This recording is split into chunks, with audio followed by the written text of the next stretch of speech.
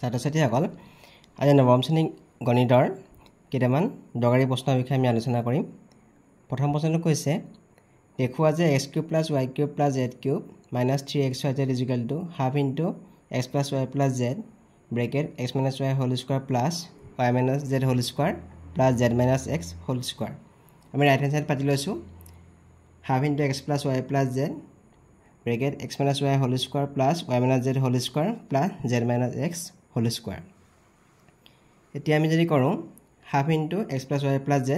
আমি এটো x - y² আমি সূত্ৰত ভাঙি দিম x² - 2xy + y² y² - 2yz + z² z² - 2zx + x²। এখিনি কৰিলে x² ইয়াত দুটা হ'ব গতিকে আমি পাইছো 2x² তেনেকৈ y² দুটা হৈ গ'ল 2y² z² দুটা হৈ গ'ল 2z² -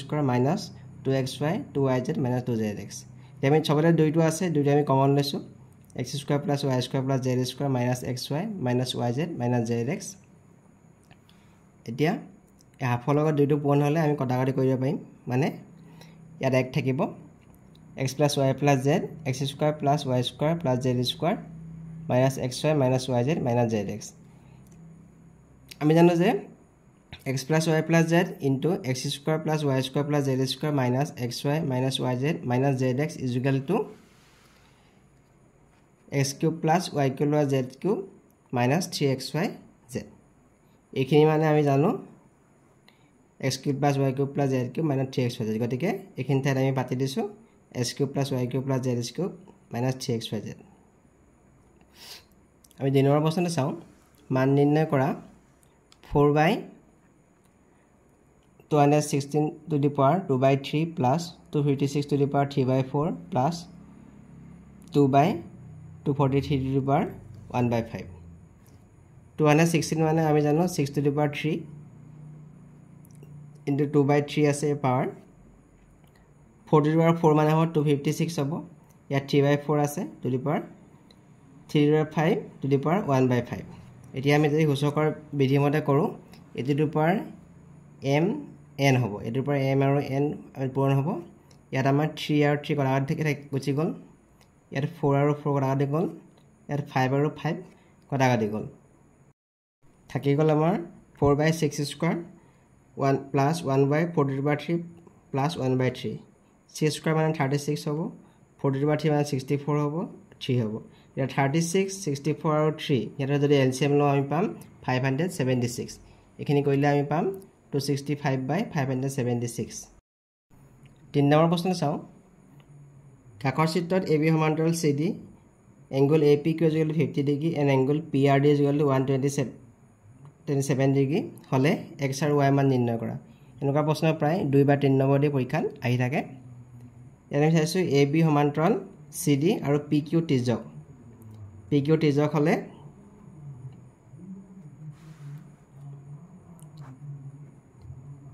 AB সমান্তৰাল CD যদি PQ তিৰ্যক হয় তেনেহলে এই কোণটোৱে x কোণটোৱে এইটা হ'ব অন্তঃএকান্ত কোণ গতিকে এই কোণটোৰ নাম আছে APQ সমান কোণ PQR এটা কোণ হ'ব অন্তঃএকান্ত কোণ বা একান্ত অন্তঃকোণ যেহেতু এইটো কোণ 50 ডিগ্ৰী দিয়া আছে গতিকে x সমানটো হ'ব 50 ডিগ্ৰী আকৌ AB সমান্তৰাল CD আমি বিচ্ছৰ চিত্ৰটো চাওঁ AB সমান্তৰাল CD ইয়াত তিৰ্যক হৈছে PR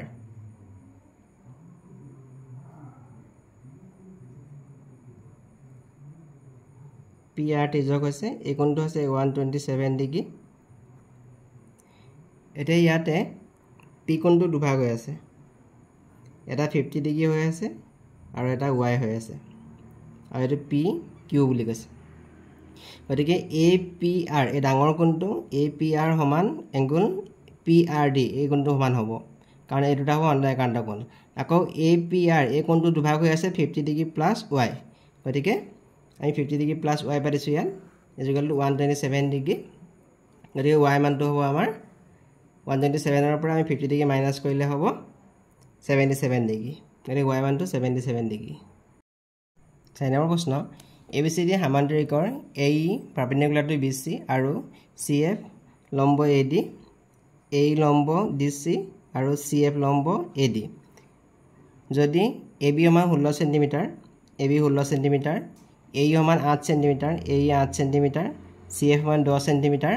হলে AD ৰ মান নিৰ্ণয় কৰিব কৈছে আমি AD এই বাহুৰ মান নিৰ্ণয় কৰিব কৈছে দিয়া আছে AE 8 cm CF 10 cm আৰু AB সমান 16 cm যেহেতু সমান্তৰিকৰ বিপৰীত বাহুবোৰ সমান সমান্তৰিকৰ বিপৰীত বাহু সমান গতিকে AB আৰু DC মানটো সমান হ'ব বা CD মান সমান হ'ব গতিকে CD মানটো হ'ব আমাৰ 16 cm আমি জানো যে সমান্তৰিকৰ কালি সমান ভূমি পূৰণ উন্নতি গতিকে ABCD সমান্তৰিকৰ কালি ইয়াত ভূমি হ'ব DC আৰু উন্নতি হ'ব AE গতিকে আমি ইয়াত পাতিছো AE * DC আকৌ ইয়াত ভূমি আউডাল আছে AD আৰু CF গতিকে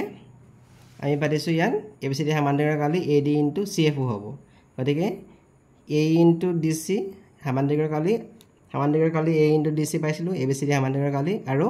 ABCD সমান্তৰিকৰ কালি এটো পাইছিলো আমি AD * CF গতিকে দুটা সমান হ'ব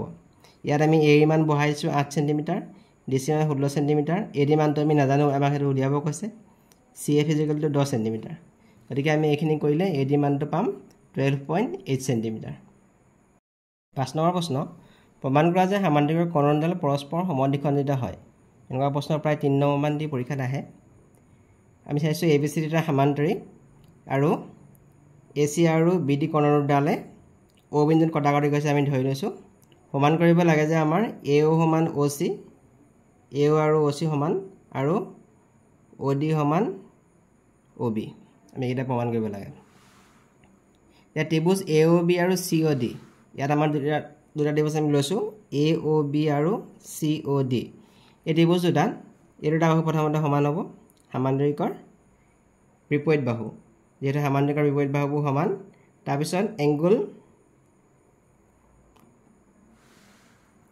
পিছত আমি এংগল লৈছো OAB আৰু OCD সমান OAB আৰু OCD সমান OAB এটো কোণ AB আৰু CD সমান্তৰাল তিৰ্যক যদি আমাৰ AC হয় তেনেহলে OAB এই কোণটোৱে আৰু OCD এই দুটা কোণ সমান কাৰণ ইহঁত অন্তঃএকান্তৰ কোণ সেইকাৰণে আমি লিখিছো ইয়াত angle OAB = angle OCD যেহেতু AB সমান্তৰাল CD আৰু AC তিৰ্যক গতিকে একান্ত অন্তঃকোণবোৰ সমান তাৰ পিছত আৰু এটা কোণ আমি যে সমান চাম আকৌ AB CD সমান্তৰাল ইয়াত তিৰ্যক হ'ব এবাৰ BD আমি যদি BD তিৰ্যক লওঁ এই কোণটোৱে ODC এই কোণটো আৰু OBA বা ABO এই দুটা কোণ সমান হ'ব কাৰণ ইহঁতটা হ'ব আমাৰ অন্তঃএকান্তৰ কোণ এতিয়া আমি দুটা ত্ৰিভুজত পালো কোণ বাহু কোণ দুটা ত্ৰিভুজ আমাৰ কি সৰ্বাংগ হ'ব কোণ বাহু কোণ সৰ্বসমতাৰ শৰ্তমতে গতিকে কোণ বাহু কোণ সৰ্বসমতাৰ শৰ্তমতে ত্ৰিভুজ AOB সৰ্বাংগম ত্ৰিভুজ COD এতিয়া ত্ৰিভুজ দুটা যদি সৰ্বাংগম হয় আমি ক'ব পাৰো কি দুটা সৰ্বসম ত্ৰিভুজৰ অনুৰূপ অংশবোৰ সমান গতিকে আমি ক'ব পাৰো OD = OB আৰু OA = OC গতিকে আমি ক'ব পাৰো যে সমান্তৰিকৰ কোণৰডাল পৰস্পৰ সমদ্বিখণ্ডিত হয় আমি 6 নম্বৰ প্ৰশ্নটো আলোচনা কৰিব লৈছো এটো এটা দৰকাৰী প্ৰশ্ন প্ৰায় 4 নম্বৰ মান দি পৰীক্ষাত আহে ত্ৰিভুজ ABC AB আৰু AC বাহুৰ মধ্যবিন্দু ক্ৰমে D আৰু F D আৰু E প্ৰমাণ কৰা যে D সমান্তৰাল BC আৰু D = half of BC এতিয়া আমি ত্ৰিভুজটো লৈছো ত্ৰিভুজ ABC AB আৰু AC বাহুৰ মধ্যবিন্দু ক্ৰমে D আৰু E AB বাহুৰ মধ্যবিন্দু ক্ৰমে D আৰু AC বাহুৰ মধ্যবিন্দু ক্ৰমে E আমি প্ৰমাণ কৰিব লাগে যে D সমান্তৰাল BC আৰু D = half of BC এটা আমি অঙ্কন কৰি লৈছো আমি AB ৰ সমান্তৰালকৈ আমি CF অঙ্কন কৰিছো গতিকে AB আৰু CF সমান্তৰাল আৰু D ক আমি বহাই দিছো বহাই দিলত আমি F বিন্দুত কাটিছে এতিয়া ইয়াত ত্ৰিভুজ দুটা পাইছো AED এটো ত্ৰিভুজ আৰু CEF এটো ত্ৰিভুজ লওঁ মই এটা ত্ৰিভুজ ললে এটো কোণ সমান হ'ব AED আৰু CEF এই দুটা কোণ কি কাৰণে সমান হ'ব এইকেইটা হ'ল বিপৰীত শিক্ষক কোণ তাৰ পিছত আমি এই দুডাল সমান্তৰাল বাহু আমি লৈছো AE = EC যেহেতু E বিন্দুটো AC ৰ মধ্যবিন্দু গতিকে AE = EC হ'ব AE = EC এটা সমান কাৰণ E AC ৰ মধ্যবিন্দু এতিয়া আমি যদি চাওঁ AD সমান্তৰাল CF আমি যদি AD আৰু সমান্তৰাল CF হয় আকৌ যদি AC ত্ৰিজ্যক হয় এই দুটা কোণ আমাৰ সমান হ'ব EAD by DAE এই কোণটোৱে আৰু ECF এই দুটা কোণ সমান হ'ব কাৰণ এই দুটা হ'ব অন্তঃএকান্তৰ কোণ গতিকে ইয়াত পাতিছো DAE = ECF যেহেতু AD সমান্তৰাল CF আৰু AC ত্ৰিজ্যক গতিকে একান্তৰ অন্তঃকোণ সমান হ'ব গতিকে এই দুটা ত্ৰিভুজ আমি পালো কোণ বাহু কোণ সৰ্বসমতাৰ চৰ্ত মতে ত্ৰিভুজ ADE সৰ্বাংগম ত্ৰিভুজ CEF যেহেতু দুটা ত্ৰিভুজ যদি সৰ্বাংগম হয় হেতৰ সৰ্বসম অংশবোৰ অনুৰূপ অংশবোৰ সমান গতিকে আমি ক'ব পাৰিম কি DE = EF আৰু AD = CF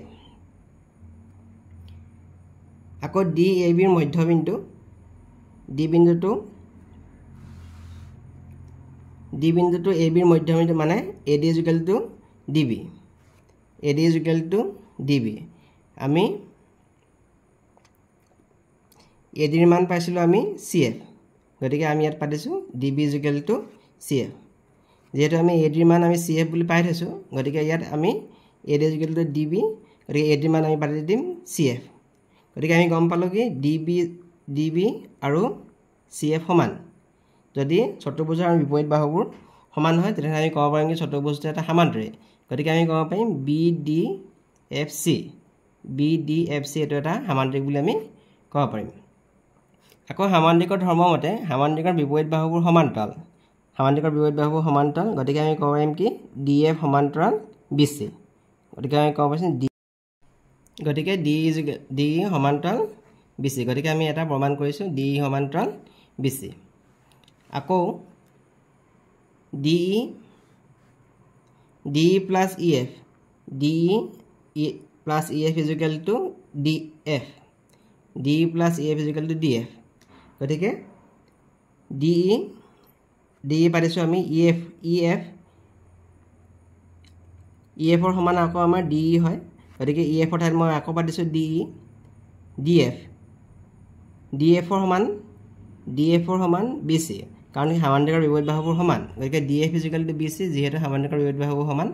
গতিকে DE plus DE = হৈ গ'ল 2DE = BC হ'ল গতিকে DE = half of